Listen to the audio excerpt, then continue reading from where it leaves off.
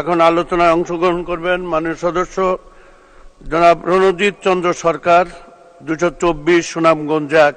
আপনার নির্ধারিত সময় 7 মিনিট। ধন্যবাদ মাননীয় স্পিকার।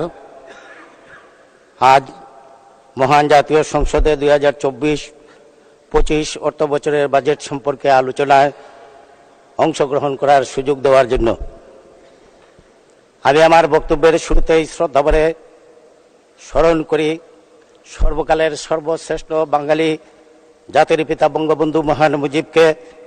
শ্রদ্ধার সাথে স্মরণ করি 1975 সালের 15ই আগস্টে ঘাতকের গুলিতে নির্মমভাবে নিহত বঙ্গবন্ধু পরিবারের সকল সদস্যদের। শ্রদ্ধার সাথে স্মরণ করি 1971 সালের 30 লাখ শহীদদের, যাদের আত্মত্যাগের বিনিময়ে আমরা এই দেশ মাতৃকা পেয়েছিলাম।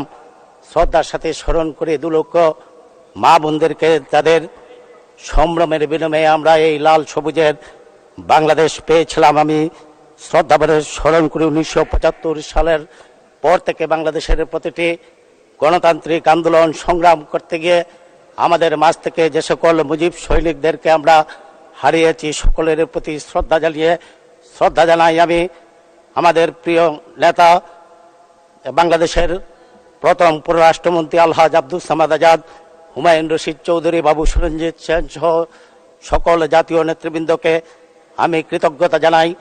জাতির পিতা বঙ্গবন্ধুর কন্যা জননেত্রী শেখ হাসিনাকে, কারণ তিনি বিগত জাতীয় নির্বাচনে আমার মতো একজন ক্ষুদ্র রাজনীতির কর্মীর কাছে নৌকা প্রতীকটি তুলে দিয়েছিলেন বলেই আমার নির্বাচনী এলাকার মানুষ তাদের প্রত্যক্ষ ভোটের মাধ্যমে আমাকে এই জাতীয় সংসদে বক্তব্য রাখার সুযোগ করে দিয়েছেন। আমি কৃতজ্ঞতা জানাই আমার নির্বাচনী এলাকার জামালগঞ্জ, তাহিরপুর, মধ্যনগর এবং ধরমপাশা মানুষ, যারা আমাকে তাদের ভোট দিয়ে নির্বাচিত করেছেন।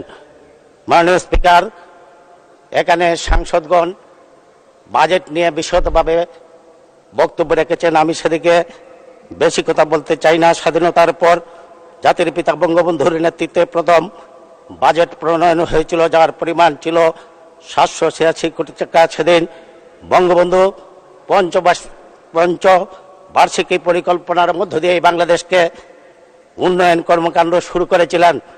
আজকে তার এই সুযোগ্য কন্যা বঙ্গবন্ধু কন্যা রাষ্ট্রনায়ক জননেত্রী শেখ হাসিনার নেতৃত্বে টানা 4র্থবারের মতো ক্ষমতায় এসে 21 বারের মতো বাজেট প্রণয়ন করেছেন, যা বিগত 6 জুন মাননীয় অর্থমন্ত্রী 7,77,000 কোটি টাকার সর্ববৃহৎ বাজেট বাংলাদেশের ইতিহাসের এই প্রথম।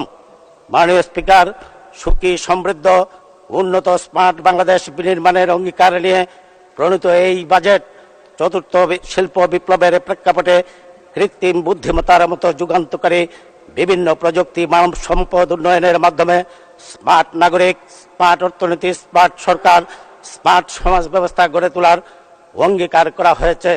এজন্য মাননীয় অর্থমন্ত্রীকে আমি ধন্যবাদ জানাই। এবারে বাজেটে ঘোষণার মধ্য দিয়ে 2041 সালের মাধ্যমে স্মার্ট, সমৃদ্ধ, সুখী বাংলাদেশ গড়ে তোলার প্রত্যয় ব্যক্ত করা হয়েছে। মাননীয় স্পিকার, আমি অভিনন্দন জানাতে চাই বঙ্গবন্ধুর কন্যা জননেত্রী শেখ হাসিনাকে। 1975 সালের 15ই আগস্টে বঙ্গবন্ধুকে হত্যার পরে বিভিন্ন সামরিক সরকার আওয়ামী লীগের নেতাকর্মীর উপর জুলুম নির্যাতন করে আওয়ামী লীগকে ক্ষত বিক্ষত করেছিল। সেদিন আওয়ামী লীগের নেতাকর্মীরা তাদের নির্যাতনে হতাশাগ্রস্ত হয়ে পড়েছিল। ঠিক তখনই 1971 সালের 17ই মে আলোর দিশারি হয়ে জননেত্রী শেখ হাসিনা এই বিধ্বস্ত আওয়ামী লীগের নেতৃত্বের হাল ধরেছিলেন। দীর্ঘ 21 বছর আন্দোলন সংগ্রাম করে 1996 সালে দেশের মানুষ তাদের ভোট প্রয়োগের মধ্য দিয়ে বঙ্গবন্ধুর কন্যা জননেত্রী শেখ হাসিনাকে বাংলাদেশের রাষ্ট্র ক্ষমতায় আসীন করেছিলেন। তখন থমকে যাওয়া বাংলাদেশের উন্নয়ন অগ্রগতির চাকাকে সামনের দিকে এগিয়ে নেওয়ার জন্য কাজ শুরু করেছিলেন। কিন্তু প্রিয় মাননীয় স্পিকার, কিন্তু 2001 সালে নির্বাচনে আবারও দেশি বিদেশি চক্রান্তের কারণে আওয়ামী লীগকে ক্ষমতা বসতে দেওয়া হয় নাই। 2001 সালে জামাত বিএনপি জোট সরকারের নামে ক্ষমতা গ্রহণের মধ্য দিয়ে আবারও এদেশের মানুষের উপর জুলুম নির্যাতন শুরু করেছিল। তারা সেদিন আমাদের শ্রমিক নেতা হাসানুল্লাহ মাস্টার, নাটোরের মমতাজউদ্দিন, আমাদের সিলেটের অর্থমন্ত্রী এস.এম. কিবরিয়া সহ অসংখ্য নেতাকর্মীদের দিনের দুপুরে নির্মমভাবে হত্যা করেছিল। আমাদের হাজার হাজার লক্ষ লক্ষ নেতাকর্মীদের সেদিন কারাগারে নিক্ষিপ্ত করা হয়েছিল। শুধু তাই নয়, বঙ্গবন্ধুর কন্যা জননেত্রী শেখ হাসিনাকে হত্যার উদ্দেশ্যে বঙ্গবন্ধু এভিনিউতে একের পর এক গ্রেনেড হামলা করা হয়েছে। যদিও তিনি অল্পের জন্য বেঁচে গিয়েছিলেন, তারপরেও সেদিন আইবি রহমান সহ 24 জন নেতাকর্মীদেরকে আমরা সেদিন হারিয়েছিলাম গ্রেনেডে। বাংলাদেশের প্রতিটি শহরকে তারা সেদিন বিক্ষত করেছিল। তাদের অত্যাচারের কারণে অতিষ্ঠ হয়ে সেদিন 2008 সালে জাতির পিতার কন্যা বঙ্গবন্ধুর কন্যা জননেত্রী শেখ হাসিনাকে আবারও 2008 সালে এদেশের মানুষ একক সংখ্যাগরিষ্ঠতা দিয়ে বাংলাদেশের রাষ্ট্র ক্ষমতায় আসীন করেছিলেন। মাননীয় স্পিকার, 2008 সাল থেকে আজ অবধি বঙ্গবন্ধুর কন্যা জননেত্রী শেখ হাসিনা ক্ষমতায় আসার পর থেকে বাংলাদেশের মানুষ আর পেছনের দিকে তাকাতে হয় নাই। বাংলাদেশ এখন উন্নয়নের রোল মডেলে রূপান্তরিত হয়েছে। মাননীয় প্রধানমন্ত্রী জননেত্রী শেখ হাসিনার নেতৃত্বে বাংলাদেশ সরকার দেশে মেগা মেগা প্রকল্প মেট্রো রেল, কর্ণফুলী টানেল, স্বপ্নের পদ্মা সেতু, রূপপুর পারমাণবিক বিদ্যুৎ কেন্দ্র, বঙ্গবন্ধু স্যাটেলাইট লিমিটেড এক্সপ্রেস সহ বড় বড় প্রকল্প বাস্তবায়ন করে বিশ্ববাসীর কাছে প্রশংসিত হয়েছেন। বাংলাদেশ আজ স্বল্প উন্নত দেশ থেকে মধ্যমায়ের রাষ্ট্র ছাড়িয়ে উন্নত দেশের মর্যাদা পেয়েছে। জননেত্রী শেখ হাসিনার 15 বছরের উন্নয়নের শাসন আমলে আর্থসামাজিক খাতে অভূতপূর্ণ উন্নয়ন সাধিত হয়েছে। মাননীয় স্পিকার, আমার নির্বাচনী এলাকা তাহিরপুর, জামালগঞ্জ, ধর্মপাশা, মধ্যনগর উপজেলা একটি হাওড় বিস্তৃত অঞ্চল। সেই হাওড় বিস্তৃত অঞ্চল হওয়ার কারণে সেখানে সারা বাংলাদেশের অভূতপূর্ব উন্নয়ন সাধন করার পরেও আমরা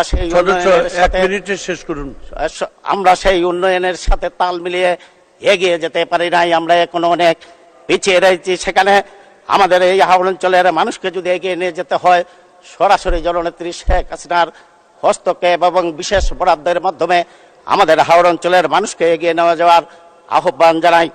মাননীয় স্পিকার, প্রধানমন্ত্রীর নিজস্ব উদ্ভাবনী চিন্তার ফসল হিসাবে 3,500 কোটি টাকা ব্যয়ে উড়াল সেতু প্রকল্প গ্রহণ করেছেন। সেই প্রকল্প দ্রুততম সময়ের ভিতরে শুরু করার জন্য আমি দাবি জানাচ্ছি। পাশাপাশি তাহিরপুর মধ্যনগর সড়ক, তাহিরপুর বাদাঘাট সড়ক, সুরমা নদীর উপর জামালগঞ্জ শাসনা সংযোগ সেতু বাস্তবায়ন করা, নবগঠিত মধ্যনগর উপজেলার অবকাঠামোগত নির্মাণ, পাশাপাশি নির্মাণাধীন জাদুকাতা সেতুটি এখনো ঠিকাদারের অবহেলার কারণে পড়ে রয়েছে। সেই সেতুটি বাস্তবায়ন করার দাবি জানাচ্ছি। তাহিরপুর ধন্যবাদ মাননীয় সদস্য, আপনি শেষ করুন, 1 মিনিটে শেষ করুন। তাহিরপুর উপজেলার রামসার সাইট হিসাবে টাঙ্গার হারে শহীদ সিরাজ লেক, শিমুল বাগাল, বারিকা টিলা সহ অনেকগুলো দর্শনীয় স্পট রয়েছে। এখানে একটি পর্যটন কেন্দ্র গড়ে তোলার জন্য বিনীত আহ্বান জানাই। আমি হাওড়বাসীর, হাওড় অঞ্চলের মানুষ ফসল রক্ষা এবং বন্যার হাত থেকে হাওড়বাসীকে রক্ষা করার জন্য প্রাণী প্রবাহ নিশ্চিত করতে নদী খনন করার দাবি জানাই। আমি আমার নির্বাচনী এলাকায় স্বাস্থ্য সেবার দিকে একটু নজর দেওয়ার জন্য স্বাস্থ্যমন্ত্রীর নিকট বিনীত অনুরোধ জানাই। আমার নির্বাচনী এলাকায় এখনো শিক্ষায় অনেক পিছিয়ে রয়েছে। অসংখ্য গ্রামে এখনো প্রাথমিক বিদ্যালয় নেই। অনেক এলাকায় ভবন জরাজীর্ণ অবস্থায় রয়েছে। বিদ্যালয়বিহীন সেখানে বিদ্যালয় স্থাপনের অনুরোধ জানাচ্ছি। আমার নির্বাচন এলাকা হাওড়ের ভেতরে রাস্তাগুলো না থাকায় কৃষকরা ফসল উত্তোলনের জন্য কষ্ট করে। আমি সেদিকে দৃষ্টি রাখার আহ্বান জানিয়ে বক্তব্য রাখবো না। মাননীয় সদস্য, আপনাকে অসংখ্য ধন্যবাদ।